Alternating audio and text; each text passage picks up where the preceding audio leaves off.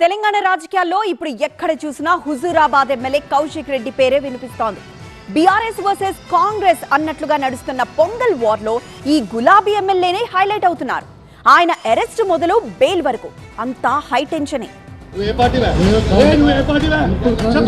తెలంగాణ రాజకీయాల్లో BRS MLA Kaushik Reddy ఇప్పుడు Sankranti special political leader అయిపోయారు. హైదరాబాద్ టు కరీంనగర్ ఆయన అరెస్టు నుంచి విడుదల దాకా నడిచిన హైడ్రామా ఆసక్తి రేపుతోంది.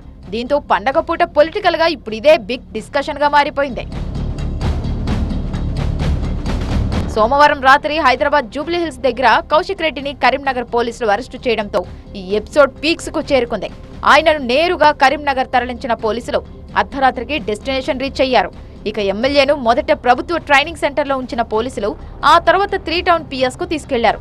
రాత్రంతా కౌశిక్ రెడ్డిని అక్కడే ఉంచి పొద్దున్నే కరీంనగర్ 2nd క్లాస్ మ్యాజిస్ట్రేట్ ముందు హాజరుపరిచారు. ఇరు వర్గాల వాదనలు విన్న న్యాయమూర్తి నమోదైన అన్ని కేసుల్లోనూ షరతులతో కూడిన బెయిల్ మంజూరు చేశారు. అయితే కౌశిక్ రెడ్డి వ్యవహారం ఈ స్థాయిలో రచ్చ కావడానికి గత ఆదివారం జరిగిన రచ్చే కారణమైంది. కరీంనగర్ జిల్లా స్థాయి ప్రణాళిక సమావేశంలో జగిత్యాల ఎమ్మెల్యే సంజయ్ మాట్లాడుతుండగా కౌశిక్ రెడ్డి అడ్డు తగలడం అగ్గిరాజేసింది. బీఆర్ఎస్ నుంచి గెలిచి కాంగ్రెస్ లో చేరిన మీరు ఏ పార్టీ తరపున మాట్లాడుతున్నారు అంటూ కౌశిక్ రెడ్డి వాగ్వాదానికి దిగడంతో గొడవ షురూ అయింది. మరోవైపు ఈ వ్యవహారంలో కౌశిక్ రెడ్డి తప్పేమీ లేదంటోంది బీఆర్ఎస్. ఎమ్మెల్యే సంజయ్ కుమారే కావాలని రెచ్చగొట్టారని ఆరోపిస్తోంది.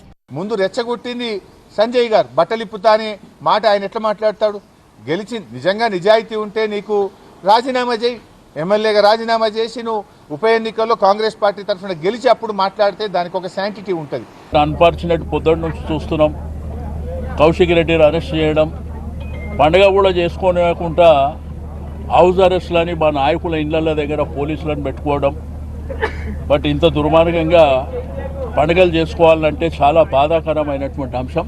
మరి అరెస్ట్ అయిన కౌశిక్ రెడ్డి బెయిల్పై విడుదలయ్యారు కాబట్టి కాస్త కూల్ అవుతుందా, మరో మలుపు తీసుకుంటుందా చూడాలి.